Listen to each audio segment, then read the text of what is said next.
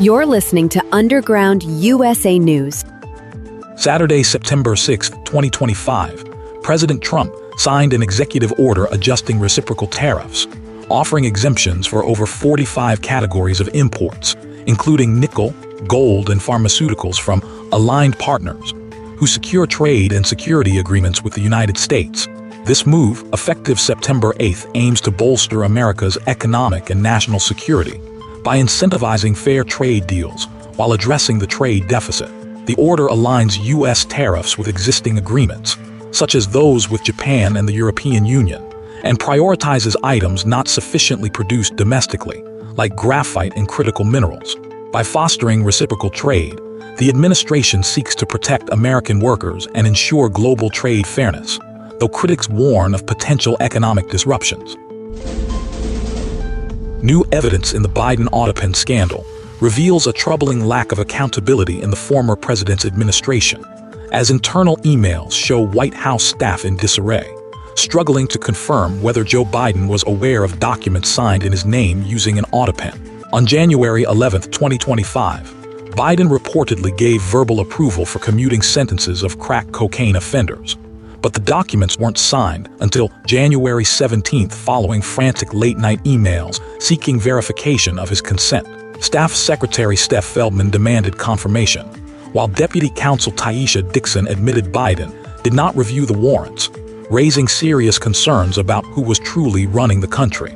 This chaos enabled controversial pardons, including for individuals like Russell McIntosh, linked to a 1999 double murder, highlighting a presidency marked by constitutional negligence and potential misuse of executive power.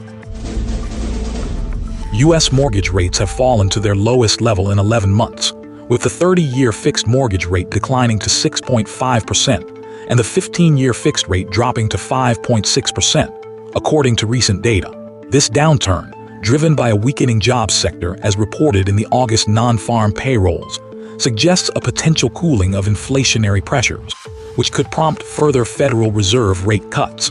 While lower rates may ease affordability challenges, persistent high home prices and limited inventory continue to restrain market activity, leaving many Americans cautiously optimistic about entering the housing market. This trend underscores the need for prudent fiscal policies to stabilize the economy and encourage sustainable growth in homeownership. The high-profile deportation case of Salvadoran migrant Kilmar Abrigo Garcia has triggered significant upheaval within the Department of Justice, with several officials fired, suspended, or resigned for their handling of the case, paving the way for President Trump's aggressive immigration enforcement agenda. The case, marked by an erroneous deportation to El Salvador despite a 2019 court order barring such action, has drawn sharp criticism from federal judges, with U.S. District Judge Paul Azinis accusing the administration of acting in bad faith. The oustings reflect the Trump administration's push to remove internal resistance to its hardline policies, while Abrigo Garcia's ongoing legal battles, including charges of human smuggling, continue to fuel debate over due process and immigration enforcement. The U.S. Coast Guard, under the leadership of Rear Admiral Douglas M. Schofield, seized a staggering 40,000 pounds of cocaine in the Eastern Pacific, marking one of the largest drug busts in its history. The operation, part of the Trump administration's intensified efforts to combat transnational drug cartels, culminated in the interdiction of a burning smuggler vessel, showcasing the Coast Guard's commitment to protecting American shores from the scourge of narcotics. This seizure, equivalent to millions of potentially lethal doses, underscores the ongoing battle against illegal drug trafficking and the critical role of the Coast Guard in safeguarding national security. The operation reflects a broader strategy to disrupt cartel activities in Latin America, ensuring drugs do not reach U.S. communities. President Trump signed an executive order on September 5, renaming the Department of Defense to the Department of War, a move that underscores a return to a more assertive military identity rooted in America's historical strength. The order, pending congressional approval, allows the Pentagon to adopt secondary titles like Secretary of War, reflecting a mission to dominate rather than merely defend, as articulated by Republican lawmakers like Senator Rick Scott, a Republican from Florida, who emphasized the military's role in decisively winning conflicts. Critics, including Democrat Sen. Mark Kelly of Arizona, argue the rebrand glorifies war over prevention, but supporters see it as a necessary realignment to confront global adversaries like China and Russia head-on. This executive action aligns with Trump's broader agenda to prioritize military readiness and project American power unapologetically.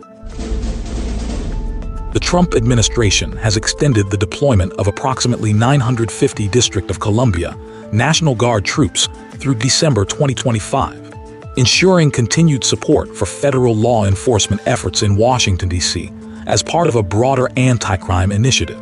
This decision, aimed at maintaining safety and order in the nation's capital, also secures uninterrupted pay and benefits for the troops, with most mobilized for over 30 days to qualify for full military benefits. Additionally, 1,334 National Guard members from Republican-led states are assisting, though their deployment duration depends on their respective governors. The White House emphasized President Trump's commitment to the long-term security of Washington, while the Joint Task Force District of Columbia is addressing concerns about troop compensation and implementing leave policies, signaling a sustained mission to curb crime, which has reportedly decreased significantly, including a 37% drop in carjackings and a 50% reduction in robberies. Illinois Governor J.B. Pritzker has stirred controversy by propagandizing on MSNBC that President Trump's push to send National Guard troops to Chicago is not about addressing the city's rampant crime, but rather a ploy to set the stage to interfere in future elections. This accusation comes amid reports of a planned federal immigration enforcement operation in Chicago, which Pritzker and Mayor Brandon Johnson have decried as an authoritarian overreach, despite the city's violent Labor Day weekend that saw over 50 shootings. Critics, including conservative commentators, argue Pritzker's resistance prioritizes political posturing over public safety, noting that even liberal voices like Joe Scarborough have urged cooperation with Trump to tackle Chicago's crime crisis. Pritzker's remarks are seen by many as an obvious strategic move to bolster his flailing 2028 presidential ambitions at the expense of Chicagoans' safety, and a tacit nod to voter fraud in the Windy City. A Wisconsin judge has rejected a motion to dismiss a lawsuit filed by dairy industry groups against the state's Justice Department and Attorney General Josh Kaul, who partnered with a Bloomberg Philanthropies-funded climate activism project at NYU's State Energy and Environmental Impact Center. The lawsuit contends that the arrangement, which embeds privately funded, special assistant attorneys in the AG's office to push a climate-focused agenda, misuses taxpayer funds and grants undue influence to a special interest group. The plaintiffs, supported by a conservative push for transparency, argue that these attorneys, whose salaries are paid by NYU but whose expenses are covered by taxpayers, undermine state sovereignty by advancing external political goals. Judge Carrie Reed ruled that the dairy groups have a legal interest in challenging this setup, citing the use of public funds for the assistant's travel, bar dues, and court fees, allowing the case to move forward in a significant rebuke to Kaul's dismissal attempt. Liz Simons, a billionaire heiress who donated $250,000 to a super PAC supporting socialist Zoran Mamdani's New York City mayoral campaign, is also funding a controversial national movement to integrate woke math into public schools, prioritizing social justice over traditional math education. Critics argue this approach, backed by Simon's near-billion-dollar foundation and embraced in states like California, undermines academic rigor by infusing racial and LGBTQ themes into math curricula, turning students into activists rather than proficient mathematicians. Mamdani, a self-described democratic socialist, has not yet addressed this issue on the campaign trail, but his association with Simons has sparked alarm among parents and education advocates who fear a shift toward ideological indoctrination in classrooms. This development highlights broader concerns about the influence of wealthy donors on progressive education reforms, with opponents warning of detrimental impacts on academic standards and local governance. In a stunning case of voter fraud, Laura Lee Yorex, a 62-year-old Costa Mesa resident, has been charged with 5 felonies for illegally registering her dog, Maya Jean Yorex, to vote and casting mail-in ballots in the 2021 California gubernatorial recall election and the 2022 primary election. The 2021 ballot was accepted, while the 2022 ballot was rejected, according to the Orange County District Attorney's Office. Your ex reportedly bragged about her scheme on social media, posting photos of her dog with an "I voted" sticker and a ballot, even after the dog's death. This incident underscores ongoing concerns about the integrity of mail-in voting systems, raising questions about oversight and verification processes in California elections. Your ex faces up to 6 years in prison if convicted, and is set to be arraigned on September 9th. Hamas released a video on September 5th showing 2 Israeli hostages, Guy Gilboa Dalal and Alon Ohol, seized during the October 7, 2023 attack on a music festival, with Gilboa Dalal expressing fear of being killed in Israel's ongoing Gaza City offensive, which aims to dismantle the terrorist group's infrastructure. The video, described by Israeli officials as cruel propaganda, comes as Israel controls 40% of Gaza City, with Prime Minister Benjamin Netanyahu pushing for a complete surrender of Hamas and the release of all 48 remaining hostages, 20 believed to be alive.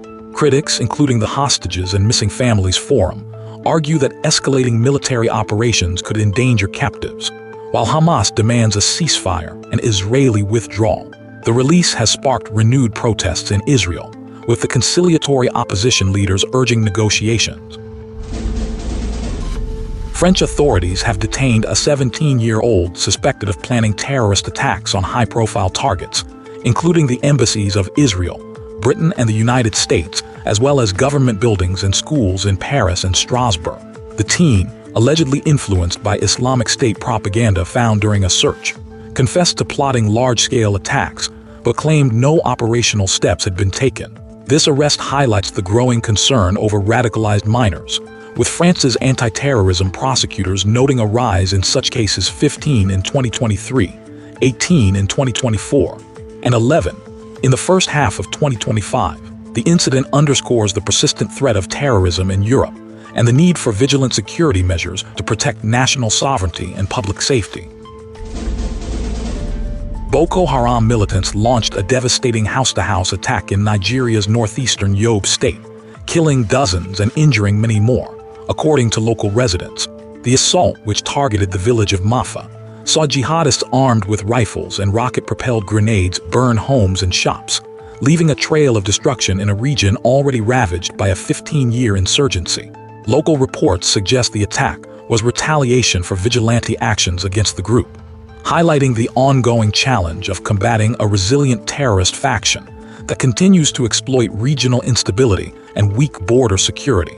Despite claims of progress by the Nigerian government, this latest atrocity underscores the urgent need for stronger counterterrorism measures to protect vulnerable communities from such heinous violence. The European Central Bank is intensifying its campaign for a digital euro, pitching it as a reliable backup payment system to ensure Europeans can transact during crises like cyber attacks or geopolitical tensions. But EU lawmakers remain wary, citing privacy risks and threats to commercial banks. ECB board member Piero Cipollone claims the digital currency would be as private as cash, with no data collection on users, and would reduce reliance on non-EU payment providers like Visa and MasterCard. However, skeptics warn that ECB-backed accounts could drain private banks, destabilizing the financial sector, and question the ECB's control over account caps, fearing potential overreach in a crisis. With legislation stalled since 2023 and a potential launch not expected until 2029, concerns persist that the digital euro may prioritize centralized control over individual freedom and financial stability. Mexican President Claudia Sheinbaum announced her administration is considering imposing tariffs on imports from countries without trade agreements with Mexico, specifically targeting China, as part of the Plan Mexico initiative to strengthen local industries. This move comes amid pressure from the United States to curb Chinese goods entering North America through Mexico, which Sheinbaum partly attributes to the collapse of Mexico's textile and shoe sectors. The tariffs aim to protect Mexican manufacturers and align with the U.S.-Mexico-Canada agreement, while addressing concerns about Chinese imports undermining domestic markets. Sheinbaum has not yet specified which products or sectors will be affected, but the policy is seen as a strategic response to U.S. trade pressures and a means to boost Mexico's economic sovereignty. In a significant move against big tech, the European Union has imposed a $3.5 billion fine on Google for abusing its dominant position in digital advertising, marking one of the largest penalties in the EU's ongoing efforts to curb monopolistic behavior. The European Commission found that Google unfairly favored its own ad tech services, stifling competition and innovation in the online advertising market, which critics argue harms smaller businesses and consumers. This decision aligns with conservative concerns about unchecked corporate power, particularly when it undermines free market principles. The fine follows a years-long investigation and reflects the EU's broader push to hold tech giants accountable, though some question whether such penalties will truly level the playing field or merely serve as a cost of doing business for companies like Google. You're listening to Underground USA News.